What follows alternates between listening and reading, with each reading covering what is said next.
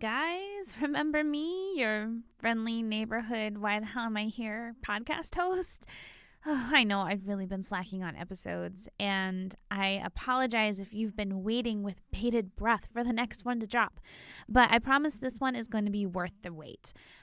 First of all, let me explain a little bit of my absence. So the last podcast episode that dropped was right around October, and that is when my month of traveling began. I've been to Chicago to talk about solutions journalism. I've been to Austin, Texas with the Facebook Membership Accelerator Project. But most importantly, I went to Detroit at the end of October with my fellow reporter at the Rising from Rust Project. And we went to CityLab, which is this big conglomeration of community leaders learning all about how to revitalize their own communities. We're talking mayors, presidents, foreign country leaders. It was really awesome. And one of the sessions that I attended was about female leadership and asking that question of not how, but are female leaders different? And sharing different perspectives on that. And I was really inspired by that, not only because I am a female and I do have a leadership position here at Richland Source, but also because I know that Richland County is pretty flush with females in power, which is pretty awesome in my opinion. And I really wanted to know what was, some of the local perspectives on this discussion that we had. So I wrote down all the questions.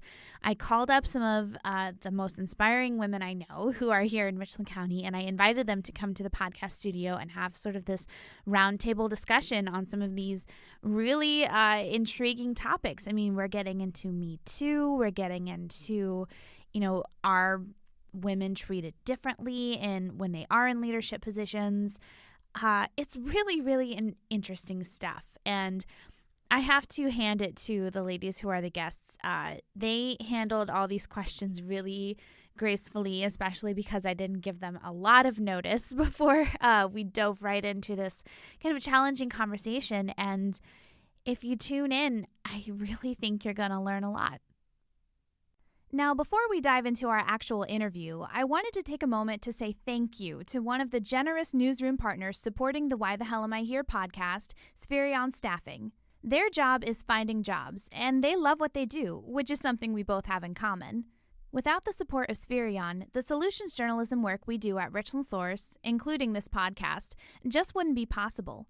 For more information about Spherion, our newsroom partners, and our solutions journalism work, visit richlandsource.com/solutions. I also can't let this episode start without saying thanks to another sponsor of the Why the Hell Am I Here podcast, Deanna Donovan of the Holden Agency.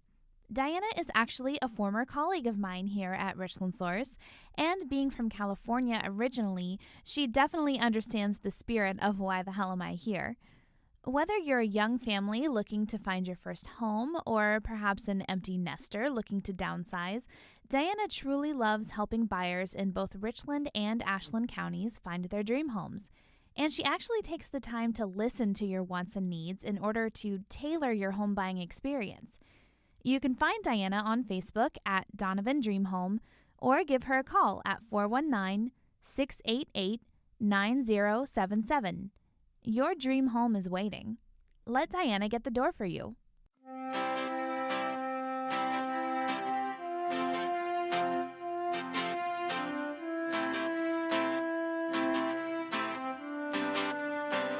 From the Richland Source Podcast Network, welcome to Why the Hell Am I Here? A podcast that hopes to answer the big and small questions about where you are in life, where you've been, and where you're going. I'm your host, Brittany Schock.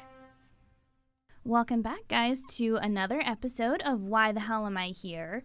Today we're doing something a little bit different than typical episodes of Why the Hell Am I Here for, regular listeners. Today we have a whole panel of guests. The podcast studio is full, which is the first time that that's happened for me. I'm having everybody on a microphone. But we are going to discuss something that I learned at CityLab Detroit at the end of October. My fellow reporter, Tracy Geibel, and I went to Detroit for a couple days to CityLab to learn all about urban revitalization as part of the Rising from Rest project. And one of the sessions, I should say, that I sat in on was about perspectives on female leadership. It was titled, Are Female Leaders Different? Perspectives on Female Leadership in the, quote, Year of the Woman. And so I thought, well, why not invite some female leaders in Richland County to come talk about this kind of stuff? So we have Jodie Perry, Deanna West-Torrence, and Marilyn with us. So welcome, ladies. Thank you. Thank you. Yeah.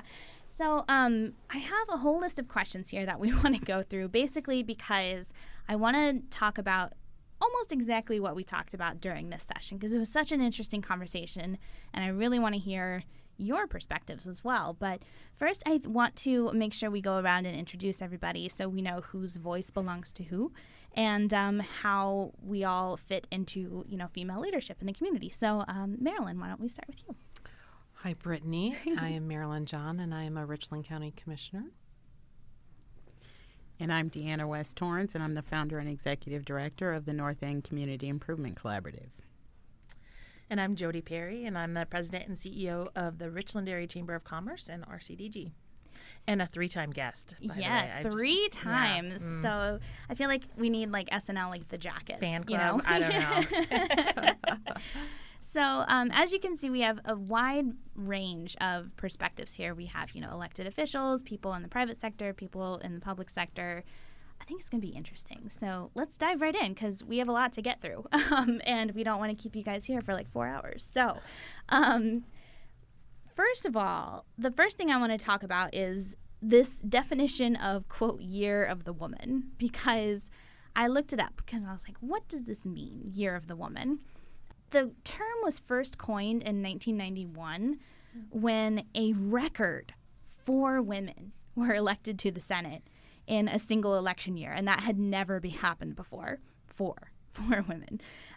This year, for comparison, there were more than 100 women elected to the Senate in the election that was just a few weeks ago. But I'm curious as to, what do you guys think of that term, Year of the Woman? What does that even mean? Do we feel like 2018 was the Year of the Woman? What does that even, what do you guys think that means? Considering it hasn't really been on my radar, I'm not sure. I think every year should be the Year of the Woman. Yeah, so, right? Why do we just get 1 year? I know. Why do we get just 1 year? I get a birthday month now, not just a birthday. So interesting.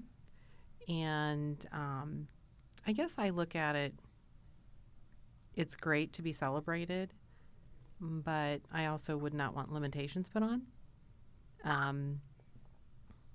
To think that we're only going to celebrate the achievements of women when we designate it to be the Year of the Woman, I think that we should spend more time celebrating not just achievements of women, though, achievements, period. So I guess that's my perspective.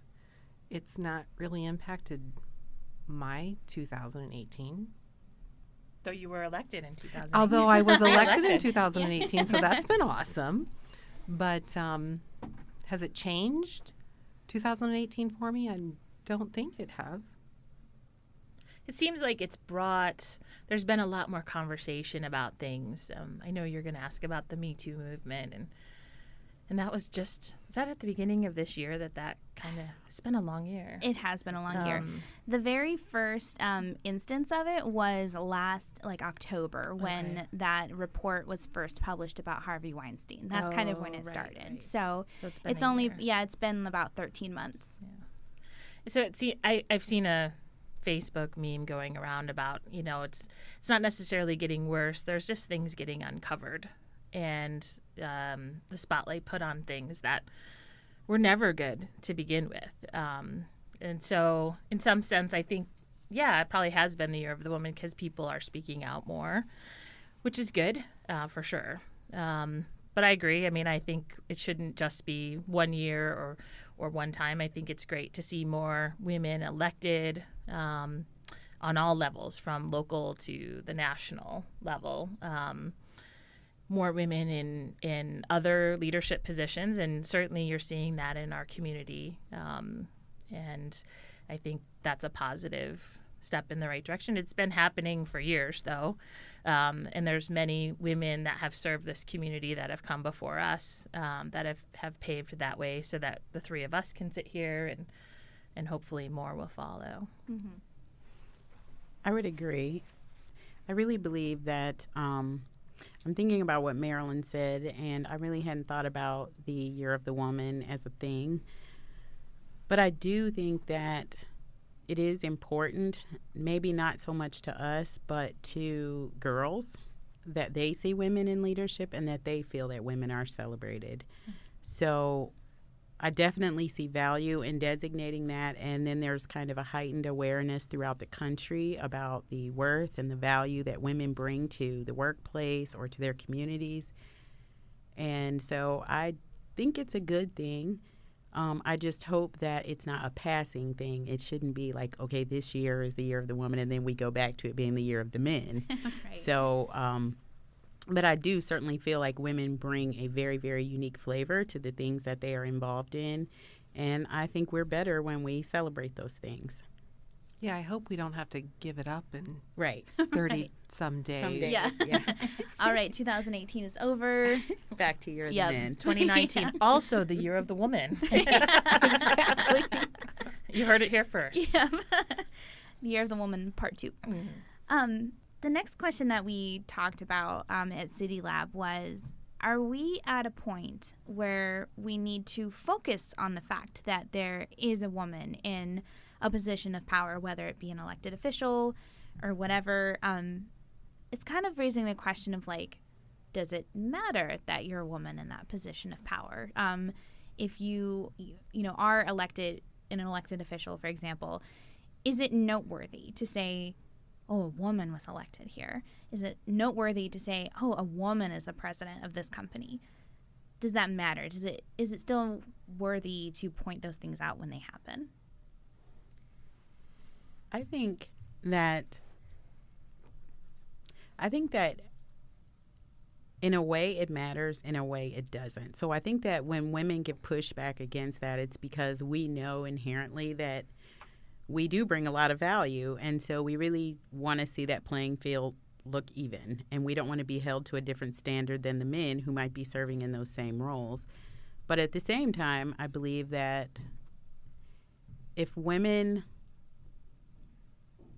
I think it's a very good thing when women are in those positions. I definitely do. I think that the perspectives of women are very, very different because the experience of women is very, very different. And so there's, I don't know. I mean, it's really, you don't want to ever feel like, okay, I got this job because I was a woman, mm-hmm. but I might do the job differently because I'm a woman. So I think there's kind of a rub there. I guess I'll speak to that just because of being an elected official. Sure. This is the second elected position I've held as county commissioner. And interestingly, my first position as mayor of Shelby, I was only the second woman to have ever held that position. We're coming up on, I think we were founded in 1921. Shelby was? Shelby was. Oh, boy. 18, anyway, a long time. It was a while ago. It was It's a been while a long ago. time. Richland County, I think we've celebrated 200 years Mm-hmm. a couple years ago.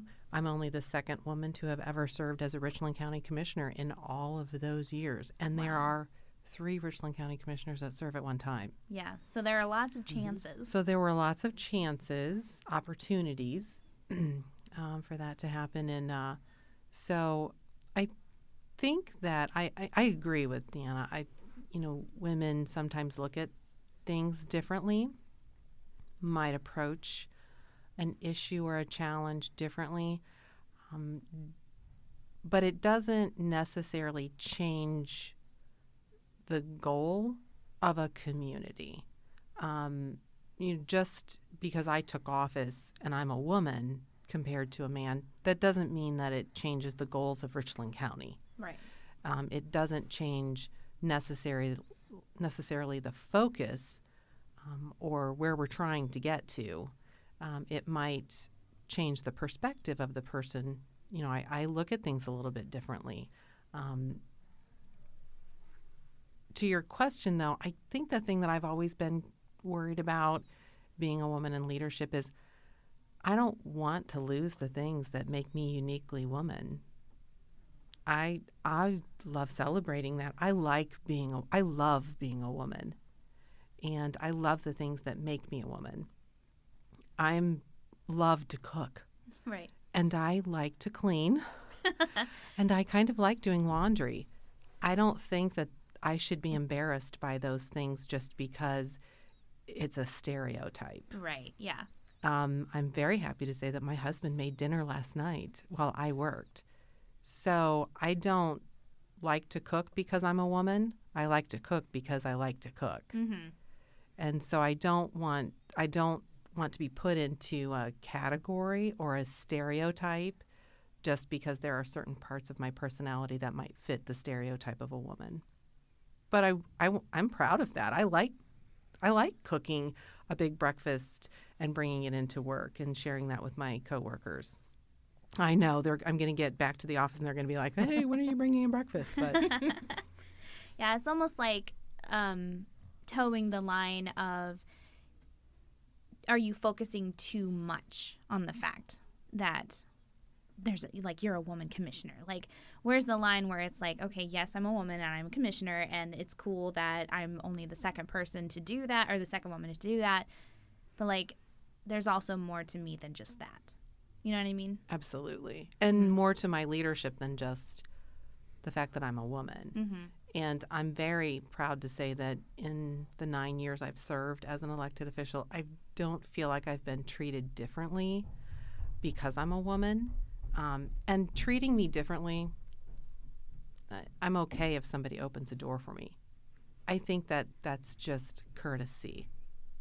And so there are times I open the door for people as well. It's just a common courtesy. Yeah. I would say that I think it's worthy to be acknowledged when a woman is serving in a leadership position, but I don't know that it needs to be the focus of it. Mm-hmm. But you should acknowledge it because you still look, and we're still in the minority, especially in terms of leadership positions. So, I'm coming from the private sector. Take a look down the Fortune 500 list and tell me how many female CEOs you see. And again, someone shouldn't be elevated to that position just because of their gender, or, but when it does happen, I think it's good to acknowledge it. And, in a couple, at least one of the positions that I was in previously, I was the first long-term serving CEO of my last chamber, and that was a big deal. And I think my theory is that organizations reflect their leaders when they're there long enough. And so however the leader is, if you look at it organizationally, that's how the organization responds. And so I think having a woman at the top can certainly make a difference in that organization or that business or that government, entity. But shouldn't be necessarily the focus. But you do need to acknowledge it because it's still not as common as it should be. Sure. But maybe it's just recognizing that it doesn't matter whether you're a man or a woman. It matters that you have leadership skills that you're bringing to the table, and that women are just as capable as men in having those leadership skills. And I think we have a better shot now to have a seat at the table than years past. I watch TV shows like Mad Men and things from the 50s and think, oh, okay, I'm glad that that's not the time that I live in. You know? So progress has been made.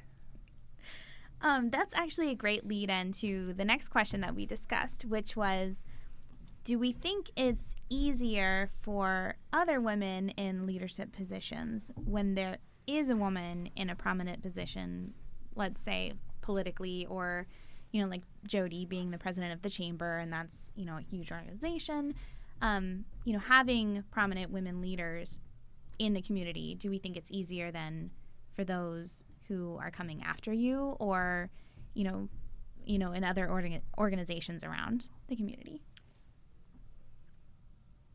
Does that make sense? Yes.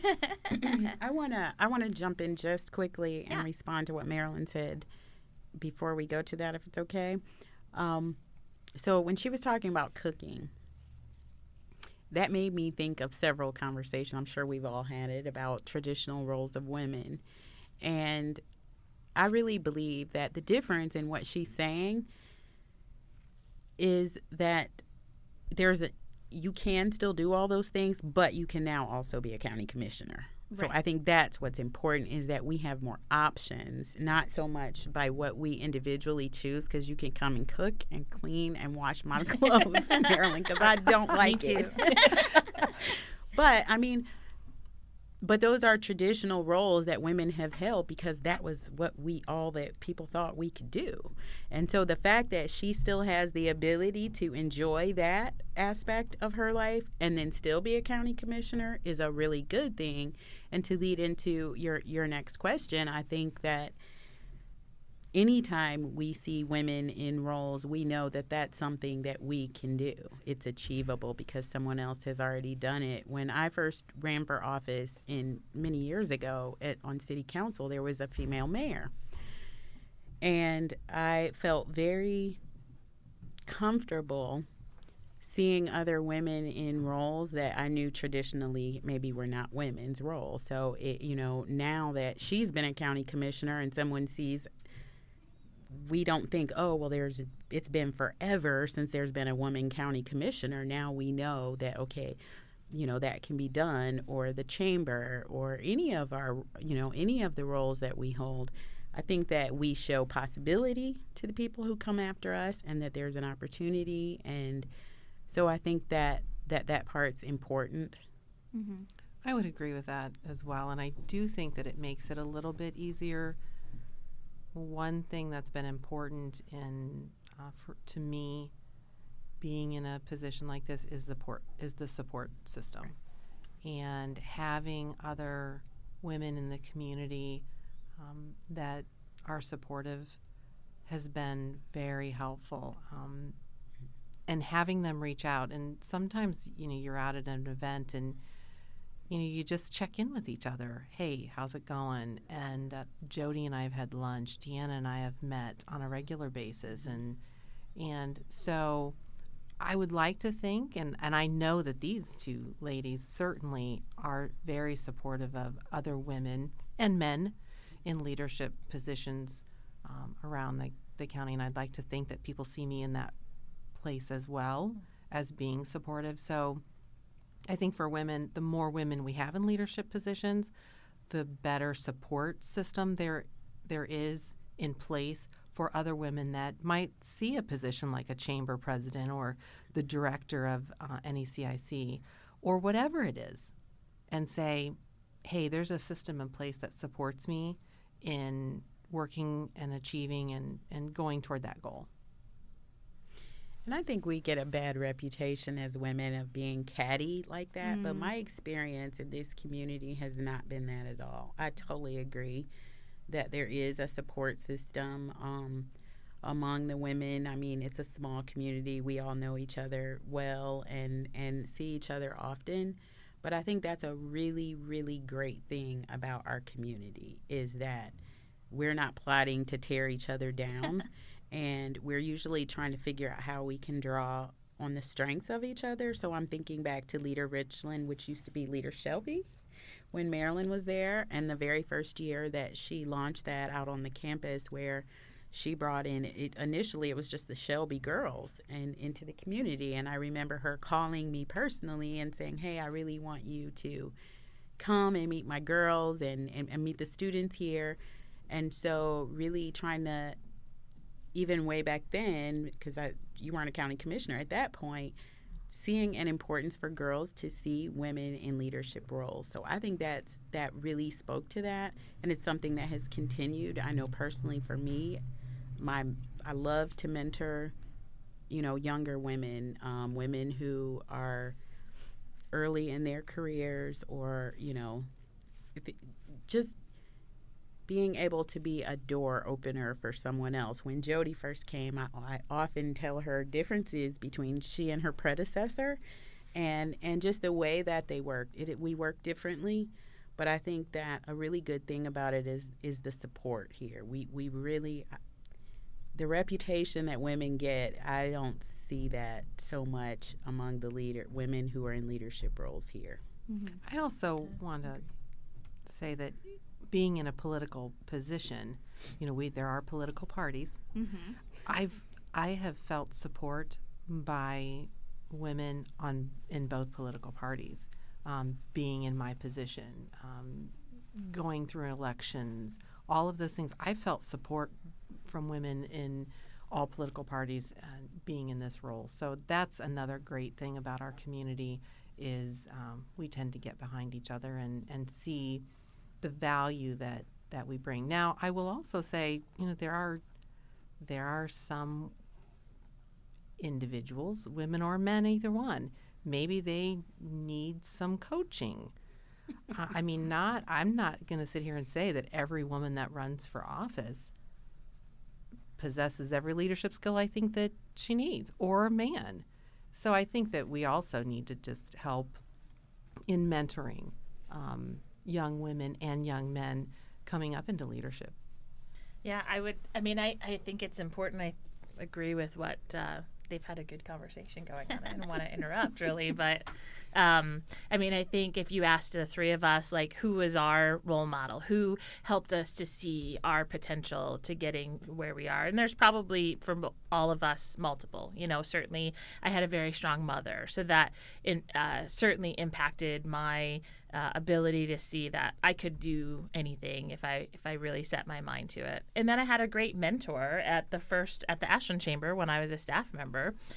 And I said, I think I want to maybe run a chamber someday, thinking when I was really old, like 40, and I'm 42 now. But, and 4 months later, I think she came in with a job description for another chamber and encouraged me to go for it, and I got it. And she happened to be a woman, but I think certainly, me observing her and seeing how she dealt with the community and the board and her position, that gave me the confidence to say, well, I can do that. Now, I've learned a lot over the years, but I think, those people have been influential to me to see that I could do what I'm doing now. And so hopefully, seeing other women in positions of leadership inspires girls that are growing up today. And this is reminding me of some of the anecdotes that I've heard when Wonder Woman, the movie, came out, of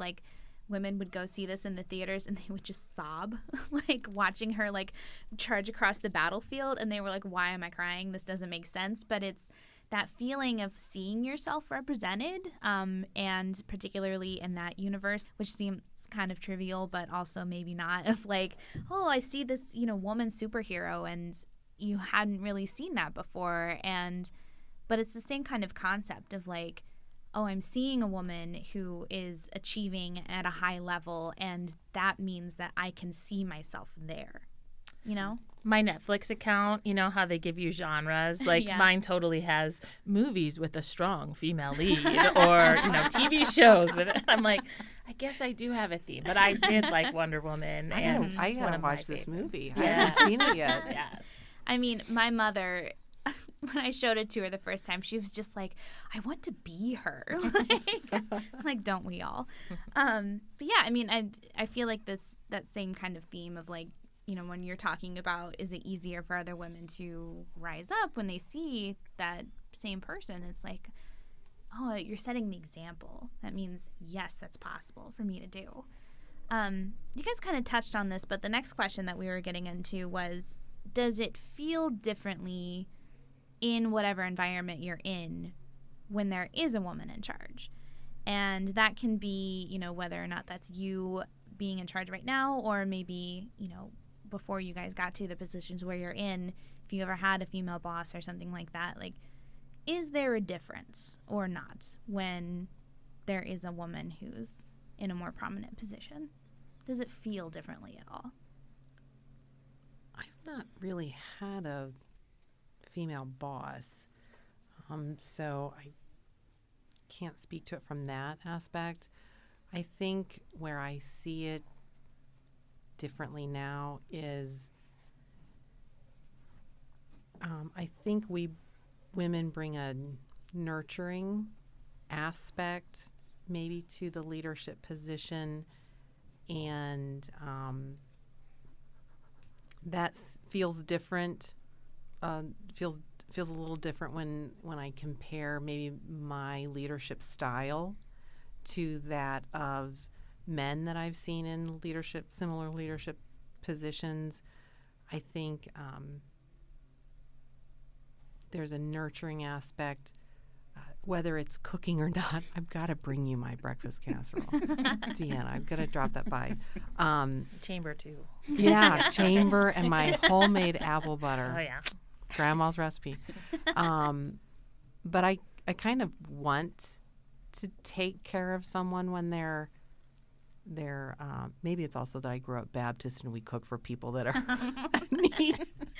that are not feeling well or having That's a something. thing. That is a thing. It's a thing. Yeah. It's a Baptist thing, isn't it? Mm-hmm. So I think there's a nurturing aspect, and I think that's something that is innate in women. And I think it's something that we should embrace. That's okay. So that's probably the biggest difference I feel. I think of all your questions, this is one of the toughest ones, to be honest, because I think,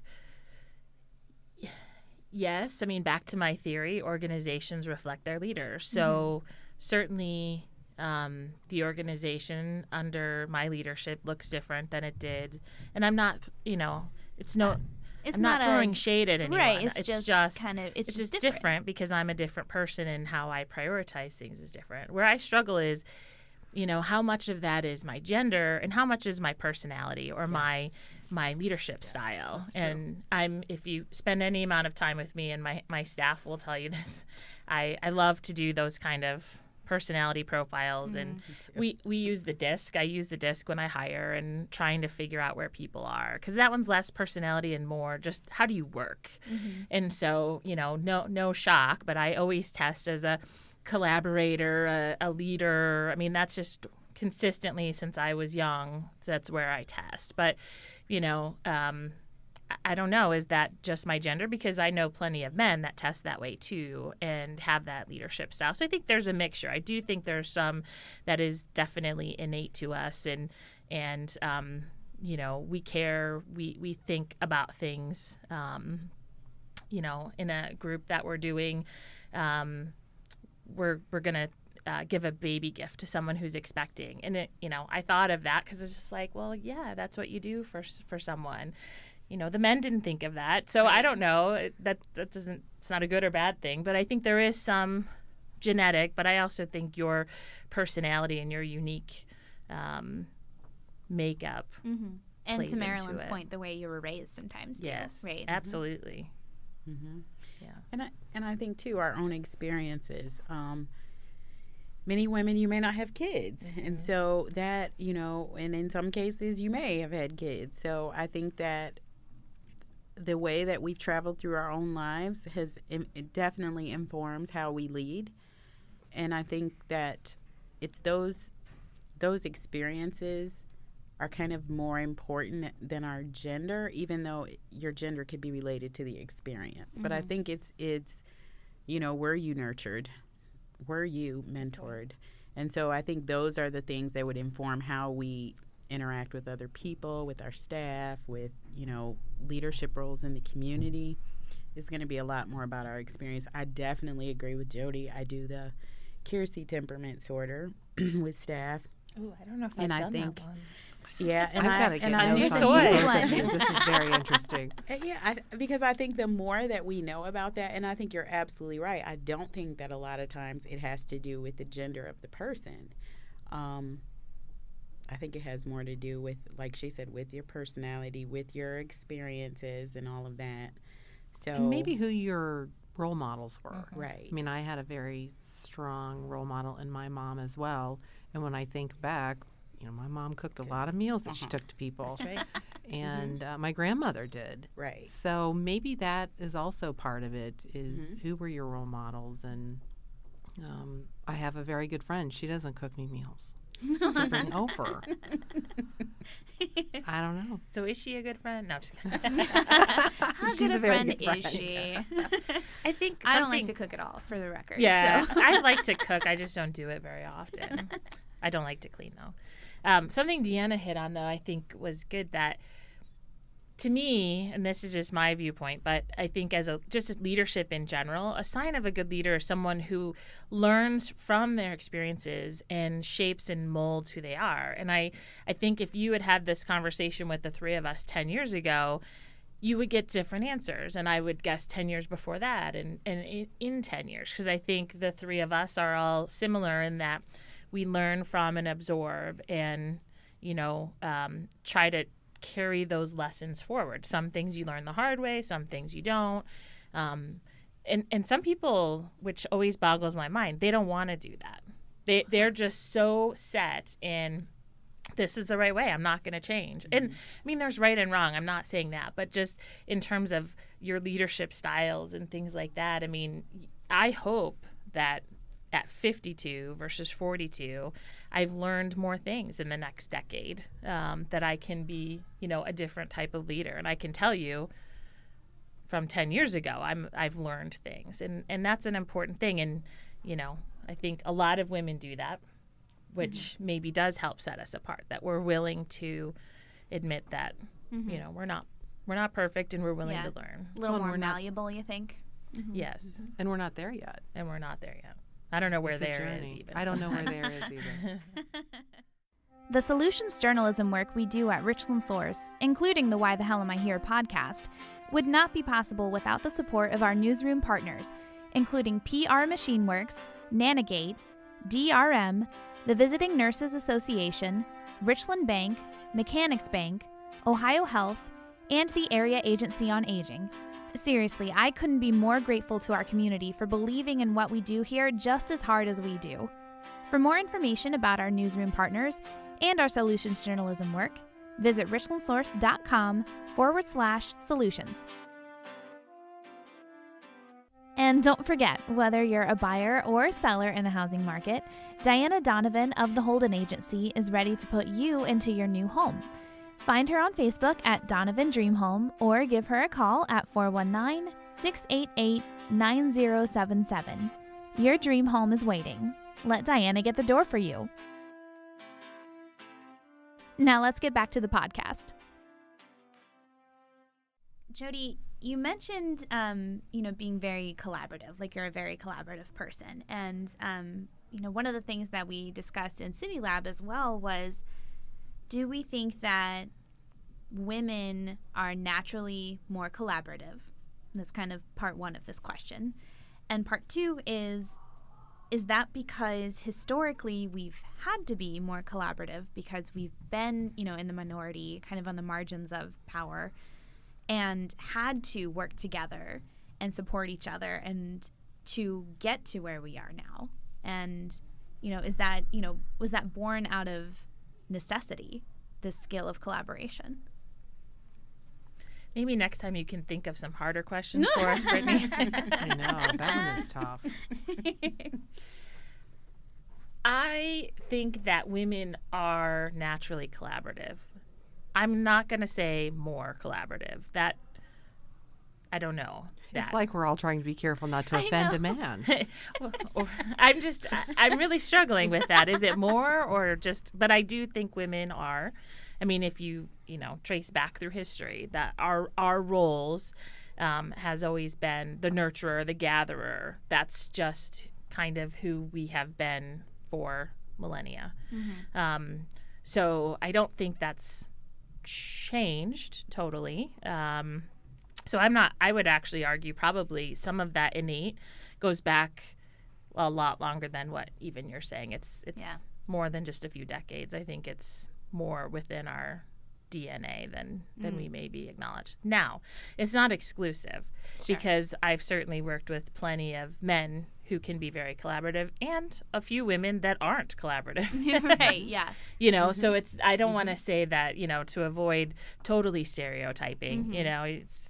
Right. And correct me if I'm wrong, but I'm going to go out on a limb here and say that throughout this conversation, it's not to say that we are exclusive of one gender or another. Right. Like we're not, I don't think any of us are saying like one is better than the other or anything like that. It's just like for the purposes of this conversation, we're focusing on women. And that doesn't mean that men aren't all of these things as well, but this is a conversation about perspectives on female leadership. So that's kind of, we have to focus on that. So no one get offended. But that's really hard though, right? Like to not do that these days, but just for the record.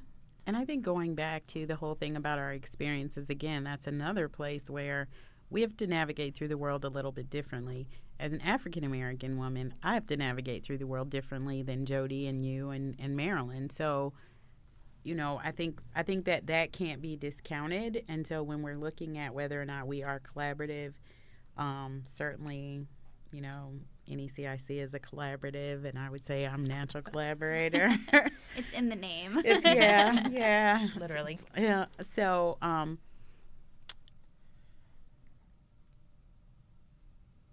and I'm really trying to search my soul and see, do I really believe that we are more collaborative? I don't necessarily think so, but I definitely see differences. How we approach our work, how we approach it, just because of historical positions of women. I mean, I'm not that old, and I can certainly remember things that I've seen in this community where I was appalled at how women were treated. There was a woman in a significant leadership role who all the men sat around and waited on her to make coffee. And I was like, what are you doing?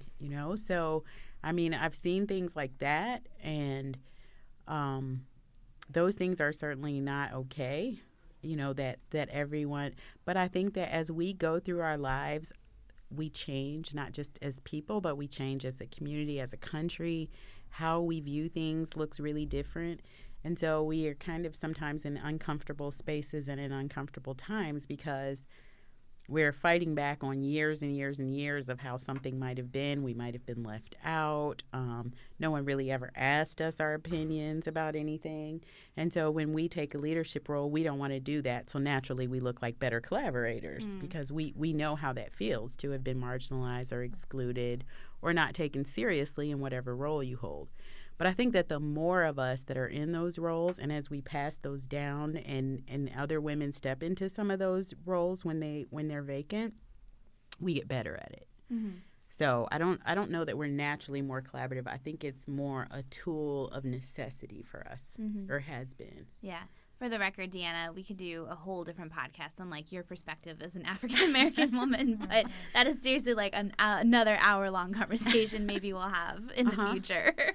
I would agree with what Deanna said, though, and I made a statement earlier, and I looked over and saw both of your faces when I said I don't feel like I've been treated differently, and you both looked at each other like, what? And seriously? Where has she been? And I think what I want to clarify that there have been instances where there was an uncomfortableness. I remember the first time I attended a meeting as the mayor, and I was the only woman in the room. And it was actually funny to me watching the men who had been in these roles for decades try to navigate this meeting that now there's a woman sitting in this chair, and they were uncomfortable. And I wasn't. I was very comfortable and introduced myself.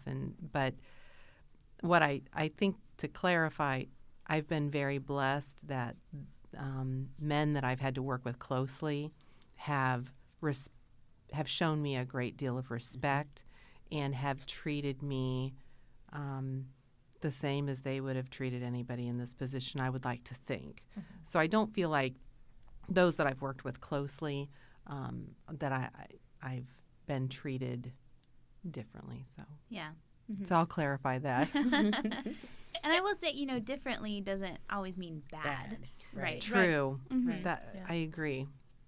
I don't feel that I've experienced a whole lot of that either, actually, in my career. And that alone tells me progress has been made, because I think that, a generation ago that would have been different.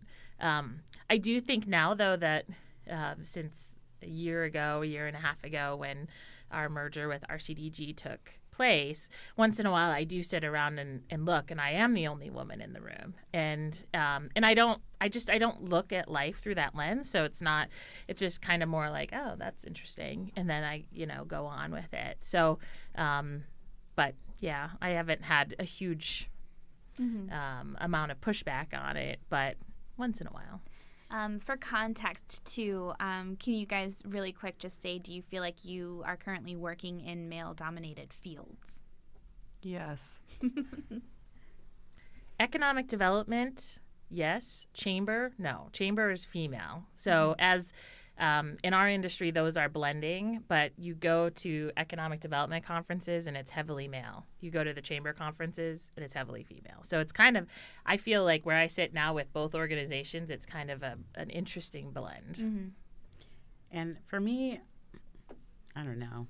I mean, in the nonprofit sector, you really see both. But one thing that I was thinking about, too, is if we're traveling through our careers with our own contemporaries, so if you're working with mostly people who pretty much are near your age, then I think that you will probably see less resistance. I think it's been when you have a generational difference that you see it more. Like, I used to sell cars, and I worked at a car lot, and I didn't know that either. in Shelby. Oh my gosh. It all goes back to another Shelby, episode doesn't of it? Deanna. And they treated me fine. I mean, I've never had really any problems working with men. Not really. But I did know it was a different kind of environment. But most of them were either my age or younger. There were older men, and that's when you might hear something that today would be inappropriate. So you might, older men being more charming might call you dear or sweetie or things that your own contemporaries would never say to you. And so I don't think that we need to be overly sensitive about that, because I think that they're being courteous in the way that they know to be courteous, or in, I don't always look at those things as condescending. You really have to consider the source. No pun intended, but but you really do, because I mean, it could just be an older person and they grew up differently, and the way that they experienced women in the workplace, maybe they did only get coffee because that's really how it was. I mean, and I feel like in my career, I'm coming on the end of that. I've worked with quite a number of older gentlemen, and so.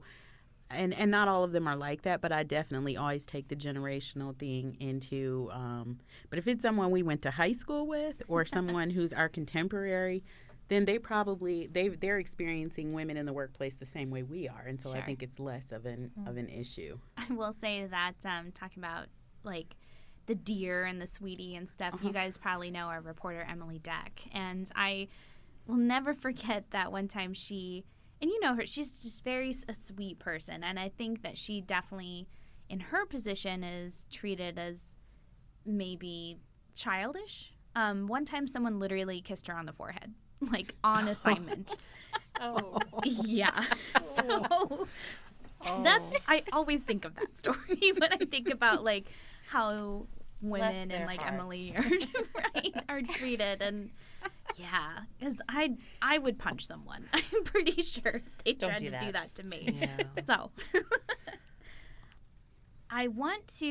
okay, this is getting into a little bit of a loaded topic, but I do want to talk about Me Too, because we discussed this, and again, we're going off of this rubric of what we discussed in CityLab. But one of the things, so first of all, we can have like a broad discussion on Me Too as a movement, right? Like, we could definitely do that. But the specific thing that they asked was if we worry about backlash from the Me Too movement in the fact that some men are allegedly afraid to be alone with a woman in a workplace setting now, because of that, because they're afraid to offend, because they're afraid of being inappropriate, and they're like walking on eggshells now, which then excludes women from some opportunities now. Like, it was a real uphill battle getting women in the boardroom in the first place, and now if men are like scared, then they just don't even invite them in there anymore. And so how do you, particularly in the business world, in this kind of world where you guys are living, like how do we move the needle in the face of that? And is that a problem? And I see Deanna rolling her eyes over there. So that was a topic that was brought up. I think people should behave themselves. Yeah. I mean, the things that we've heard that have come up are inappropriate by every single stretch of the imagination. I have 3 sons. We've talked a lot about Me Too. And one of my sons said to me, I'm just uncomfortable around girls. Like, I don't know. And they're all in their 20s. And they, he was just like, I'm afraid I'm going to say something. I feel like I'm walking on eggshells. I've always had great relationships with girls and with women.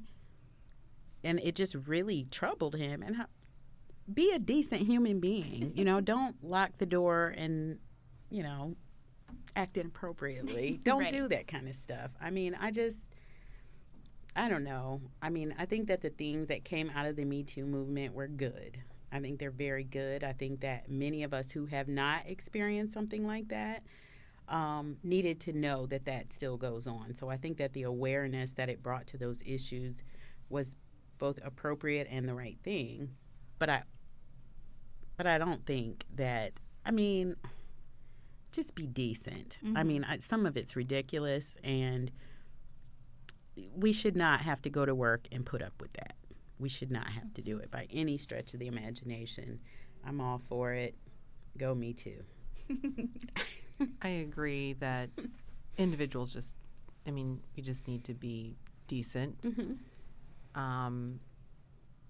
So in that vein, I think the Me Too movement has given a voice to women who really needed a voice, who were put in situations where they were taken advantage of because they were women and because men had power over them in a way they should never, and used it in a way they should never have used it. So in that vein, I agree. I do think that there have been instances where women have taken advantage of the Me Too movement and thought, well, I can use that to move myself forward. I have a husband, I have a son, and I think that we've had discussions at home too. Now, we've had discussions, though, before the Me Too movement started. When my husband, when our daughter was in junior high and she would have friends over, it was set at our house. I'm the one that's driving her friends home. If we have a babysitter, I'm driving the babysitter home, because we don't want to put ourselves in a position that it would ever even be questioned. Right. And so... And that was even growing up in our house. We didn't put ourselves in a situation where anybody could even jump to an assumption that wasn't true. So, and I try to, when I talk to my son about it, look, don't put yourself into a position where somebody could question your actions. It's just not, I think we all have to watch where we get ourselves into and how we treat others.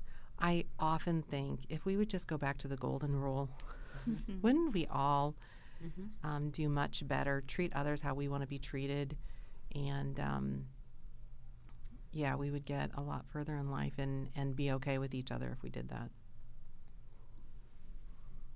Those are wise words. I don't have a whole lot to add to both of them, but I think that it is important that there's, as Deanna said, some of those things are horrific, really. And, I thankfully haven't had to deal with that. But I think it is important to give a voice when that happens.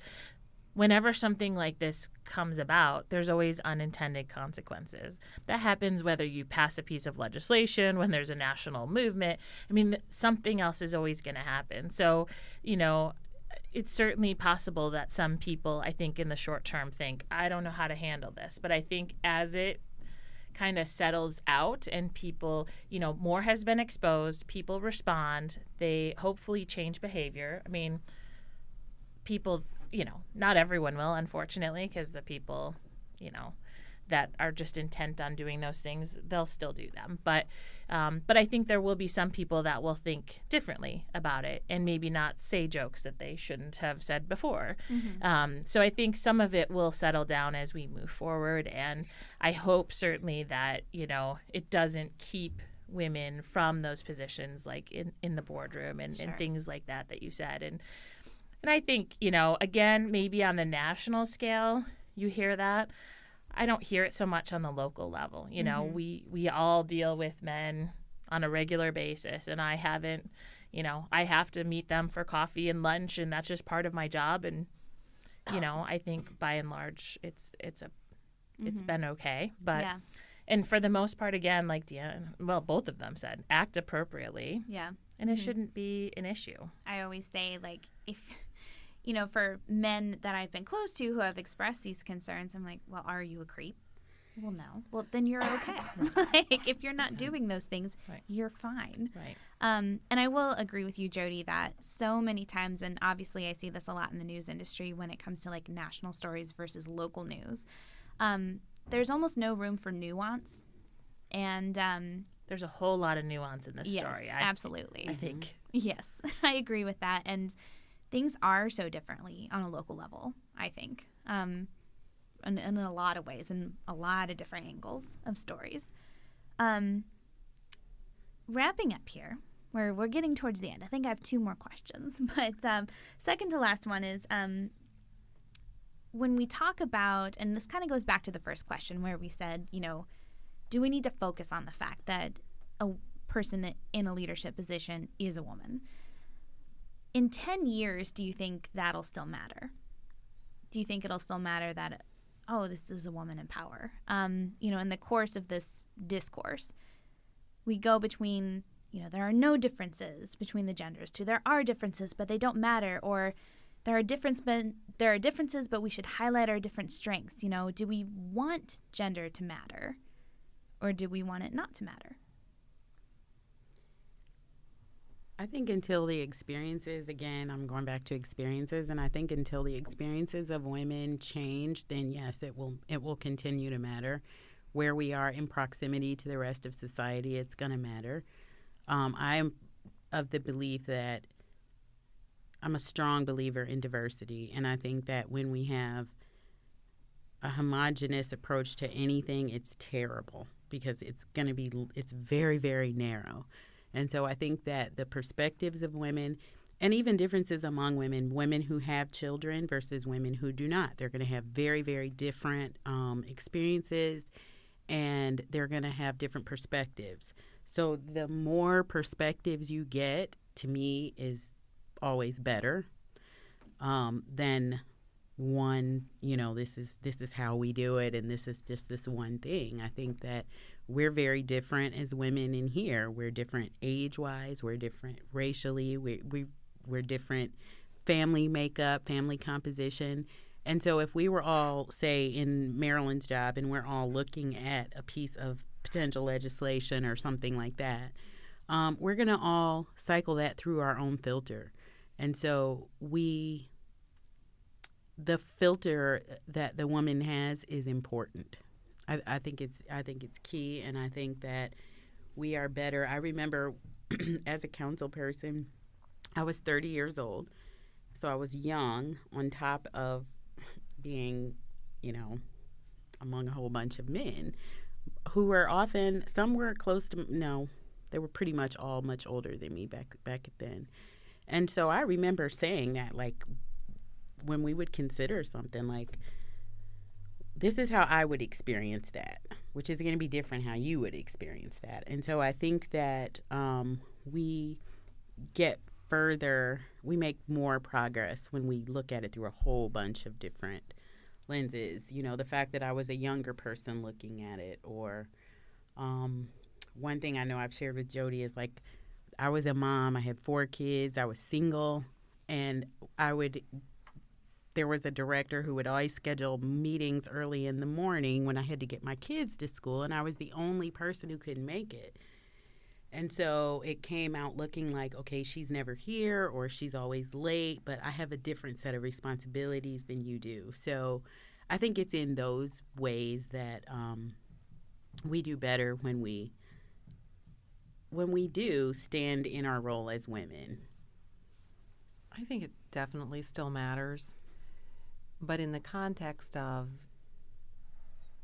that we understand and we continue to move toward understanding that women are capable of leadership. Not bringing a woman into leadership because she's a woman. That's certainly not what I'm striving for. But more the understanding that women are capable, they have the necessary skill set.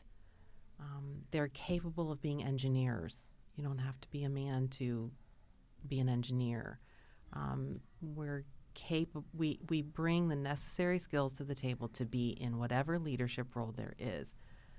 Don't bring us in because we're women. Bring us in because we're capable leaders. And so that's where I definitely think it still matters. We are different. Men are different than women. And I think we should embrace that. We should not. Women are different than women. Mm-hmm. We've definitely discovered that over the last hour. Women are different than women.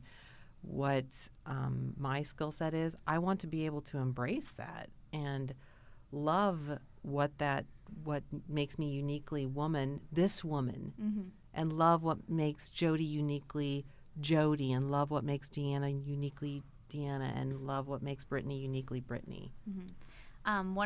There's a quote that I love that basically says, equality for women doesn't mean treating us like a man. Right. It doesn't mean we're becoming a man. It just means, treating us like the capable women that we are. And I think that has been very confusing for men. Mm-hmm. Yeah. Is that's the expectation, is that we want you to accept us into a role and then treat us like we're a man, and that's certainly not my goal. Mm-hmm. Yeah, I would say definitely 10 years it'll still matter. So I don't know exactly, but the turn of the 20th century, women couldn't even vote, holding property, things like that. A lot has changed. I mentioned Mad Men earlier. I mean, again, 50, 60 years ago, our role in the workplace was different. 10 years, I don't think the needle will move. It's not going to be irrelevant. Mm-hmm. But hopefully the needle moves and we continue to make progress.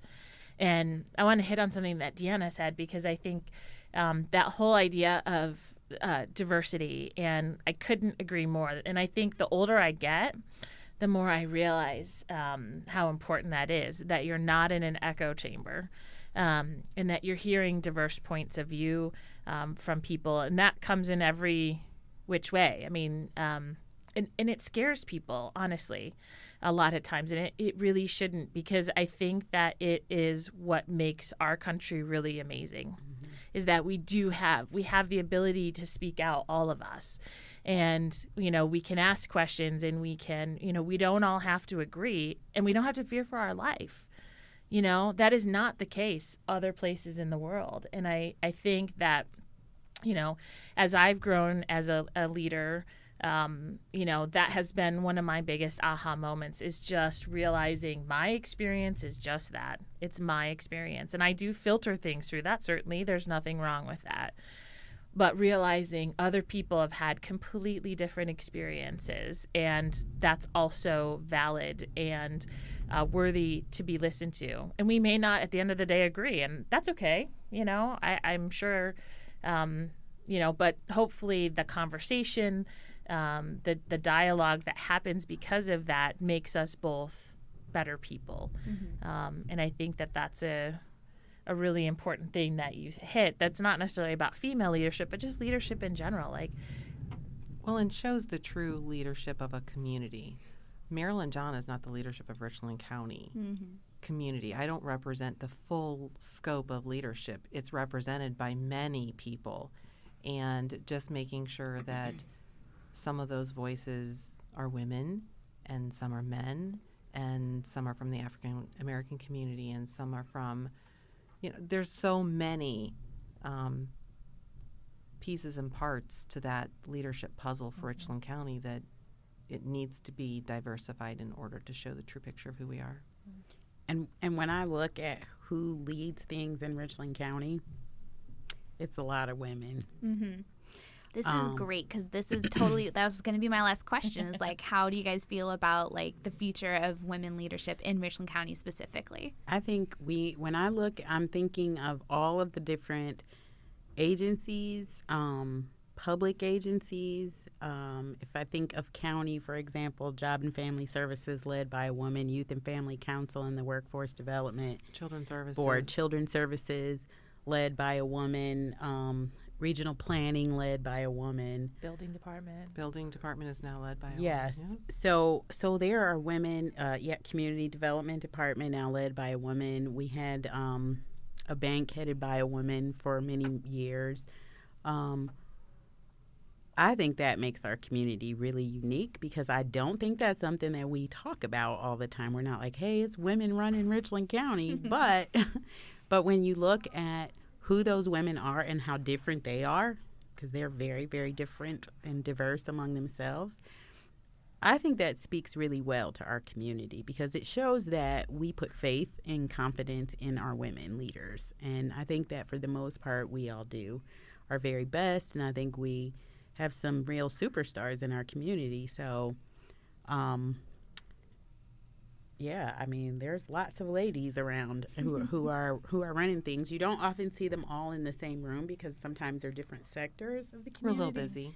Yeah, no kidding. But there's definitely, I don't think we're afraid of female leadership in Richland County. I think you just have to go to the chamber has a women in business right Lunchwise. Expo. Oh, the expo at Women's Business Showcase. at the Ren. Mm-hmm. And the halls are lined with women-owned, women-run businesses, manufacturing, retail, service-oriented. Across the scope, we have some really capable, very smart women that live in Richland County that are a fabric of our community. We're really blessed. Yeah, I agree. I'm optimistic. I think it's a great community, very supportive. Marilyn said that at the very beginning. I agree with that. There's been a lot of support. And I'm a transplant. You guys are both from here, but and that's been huge for me. And I think it's I'm optimistic. Can't wait to work with even more down the road. Bring the next generation up, right? So, I think that what that means is it means a lot more opportunity for our daughters, for the girls coming up, because there certainly are, and like we said, in business, in education, in the public sector, in the nonprofit sector, there are women all over the place, and we are rarely all together, but we definitely are here. And so each one of those seats that we occupy shows the women coming behind us that this is something you could do, and you can even go beyond wherever we are. Well, guys, or ladies, this has been really great. I hope you're feeling good because this was a great discussion. I super appreciate you guys coming in, and I know I kind of threw some hard questions at you, but you all handled it very gracefully. She didn't give us any warning either. 5 minutes. Thank you all so much for being here. And, thank you, everybody, for listening. Hopefully you made it all the way to the end because there's some really good stuff here. As always, if you want more information about Why the Hell Am I Here, you can find us anywhere you listen to podcasts or check us out on richlandsource.com. Thank you guys again, and we'll see you all next time.